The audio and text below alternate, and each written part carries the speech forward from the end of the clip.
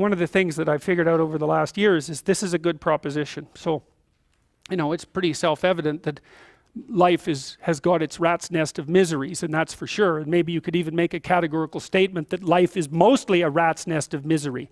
And you can make a pretty powerful argument for that.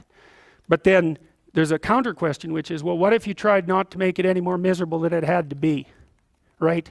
Then what would it be like? And my suspicions is that a lot of that misery, I would suspect that most of that misery would go away, because it's the unnecessary misery that really brings you down. It's like, well, if someone has cancer, it's like, that sucks. But it's not like you can say, if only we had done this differently, then that wouldn't have happened.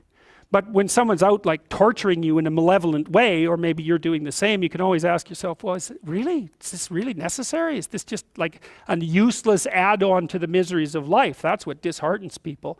And so even in your own life, if you aren't suffering from self-imposed misery, and you're only suffering from inescapable misery, maybe you could handle that, and you could survive, you could bear it, and even maybe without becoming irredeemably corrupt. And so the goal would be, well, yeah, life is a rat's nest of miseries, and maybe it has no ultimate meaning. We could say that if we're feeling particularly pessimistic, but it still leaves one question open, which is, if you didn't do everything you could to make it worse, how good could you make it be? And the least answer is, well, it could be tragedy, but maybe not hell.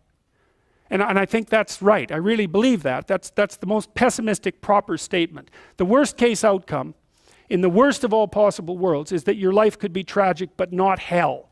And that's a lot better than hell, right? And you think, I could give you an example of the difference. You're at your mother's deathbed. Well, that's tragedy. Here's another scenario. You're at your mother's deathbed, and all you and all your idiot siblings are arguing. Well, that's the difference between tragedy and hell. And you might be able to tolerate the first circumstance, and maybe it would even bring you closer together with your family members. The second one, no one can bear that. You walk away from a situation like that sick of yourself and sick of everything else too. And it's often the case that tragic circumstances bring out the dragons, because the stress is high and all those things that people haven't dealt with, they don't have the energy to repress, and all the bitterness comes pouring forward. It's like, seriously, man. So that's actually it's a rough lesson, but it's a good hallmark for figuring out whether or not you've got yourself adjusted properly and in relationship to your siblings. It's like, if you were all gathered around the bed of someone close who was dying, could you manage it?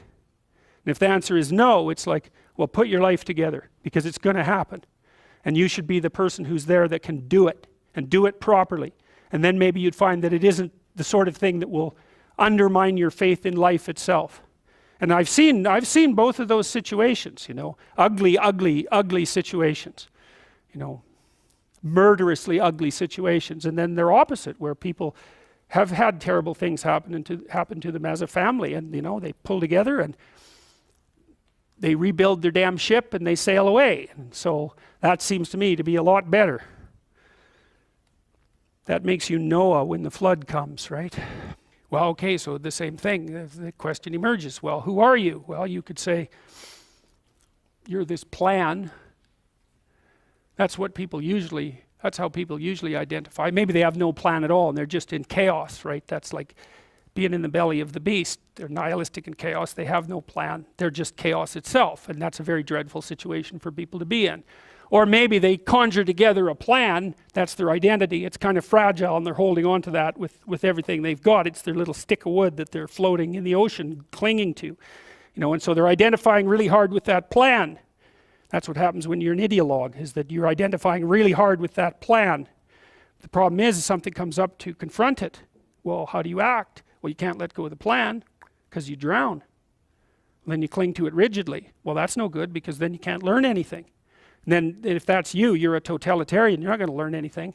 You're going to end up in something that's close enough to hell so that you won't know the difference, and you might drag everyone along with you. And that's happened plenty of times, right? It's the whole story of the 20th century. It happened over and over and over. And it happens in people's states.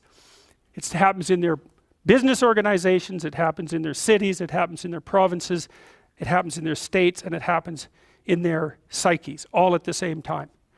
You can't blame the manifestation of that sort of thing on any of those one levels. It happens when a society goes down that way, it goes down everywhere at the same time. It's not the totalitarians at the top and all the happy people striving to be free at the bottom.